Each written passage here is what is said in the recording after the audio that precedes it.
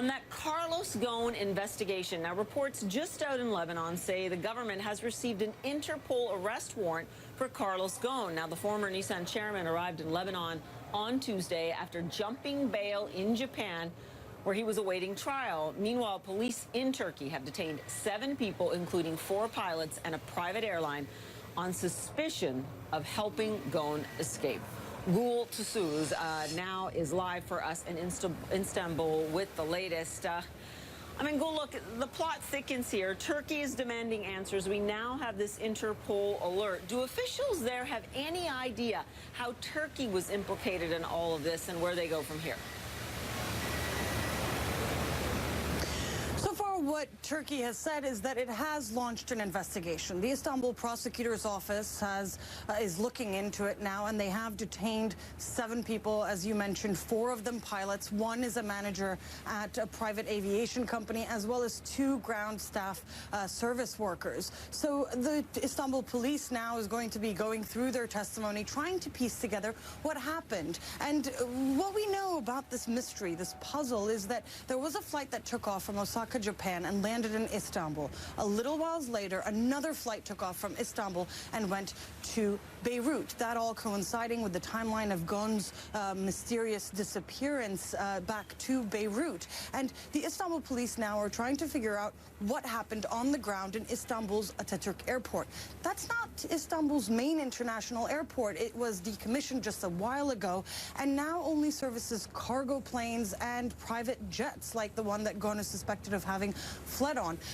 Maybe some of the testimony that the Turkish police gather from these 7 detained suspects will shed light on the mystery of what's happening. And the Interpol, the red notice that has been issued, is basically going to make it a bit more of an international issue for Ghosn, but there is no extradition between Lebanon and Japan, so the likelihood of him being returned to Japan is very low. And that Interpol red notice, of course, is just a request to international law enforcement, and it's not an order. So what will happen, what will come out of that, is something we just don't know at this point. What we do know that here in Turkey, at least, one small part of the puzzle now is in the hands of the Istanbul police, and perhaps they will be able to shed some light on how Ghosn got away. Yeah, it's clear, Gul, that certainly Ghosn thinks he's free and clear now, especially as he remains in Lebanon. He will likely speak to the media in the next few days, but in the meantime, the Japanese are trying to piece this together as well. So embarrassing for them, considering this was supposed to be a man who was under surveillance.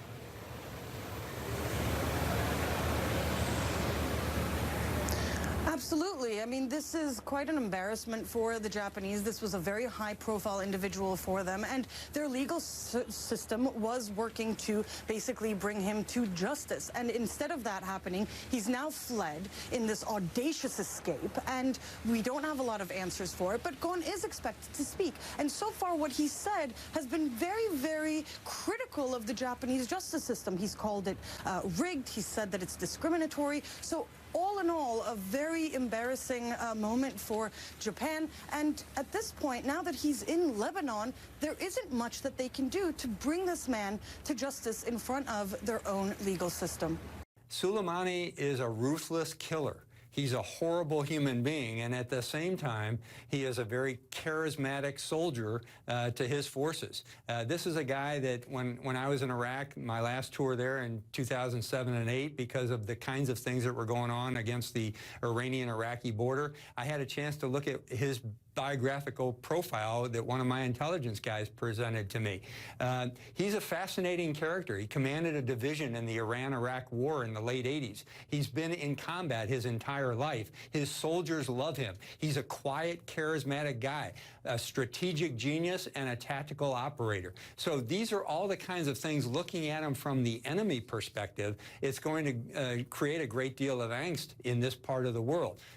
David was absolutely right. There are going to be some in Baghdad that are very happy, even Shia, that are going to be very happy that Soleimani is dead, but there's going to be just as many, perhaps even more, that are going to be very upset about it. It's 7 a.m. in Baghdad right now. In a few hours, most of the people in the city are going to be going to the mosque, and they're going to be hearing one way or another from their imams about what to do next. We'll see on the streets today the kind of anger that's going to be generated by many of the pro-Iranian Shia that are inside of the capital city of Baghdad. Well, new this morning, could 18-year-old women have to register for the U.S. military draft system? Now, the system set up to draft men over 18 for military service is in case of extreme emergency. But now a U.S. District Court judge has ruled male-only registration is unconstitutional.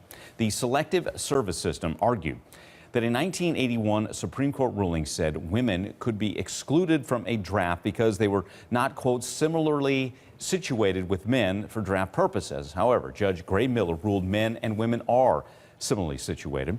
The judge did not issue an injunction. We'll keep an eye on what happens next. A rocket attack on the Baghdad airport kills Iran's most revered military leader and a senior official in Iraq's paramilitary forces. Now, the Pentagon announced tonight that the attack was a U.S. airstrike. Here's the statement.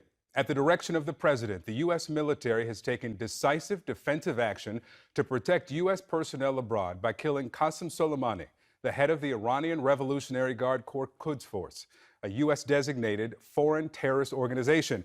Now, General Soleimani was actively developing plans to attack American diplomats and service members in Iraq and throughout the region. General Soleimani and his Quds Force were responsible for the deaths of hundreds of American and coalition service members and the wounding of thousands more. He had orchestrated attacks on coalition bases in Iraq over the last several months, including the attack on December 27th, culminating in the death and wounding of additional American and Iraqi personnel. General Soleimani also approved the attacks on the U.S. Embassy in Baghdad that took place this week. The strike was aimed at deterring future Iranian attack plans. The United States will continue to take all necessary action to protect our people and our interests wherever they are around the world. Now, this from the president a few moments ago. He tweeted just an image of an American flag.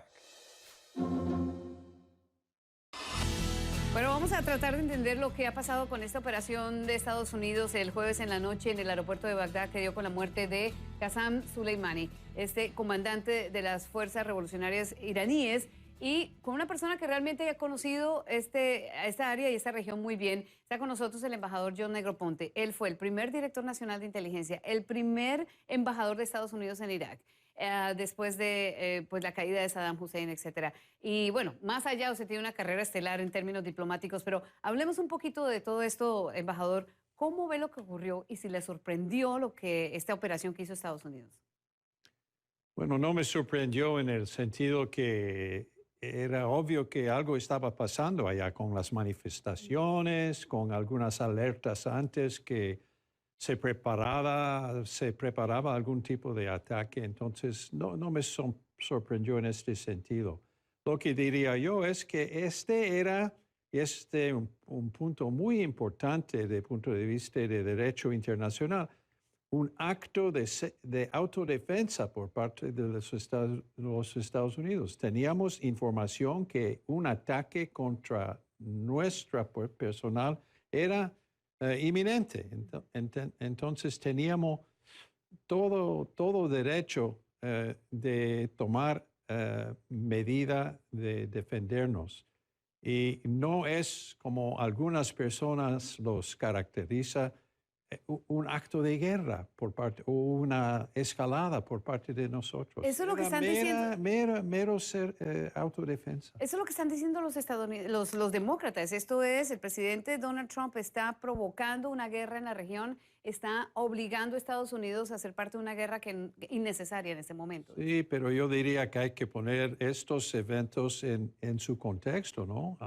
Por meses, Irán ha realizado ataques contra buques que pasaban por los estrechos de Hormuz, ataques contra la infraestructura de Arabia Saudita, continuando sus actividades paramilitares en varios países, inclusive, por último,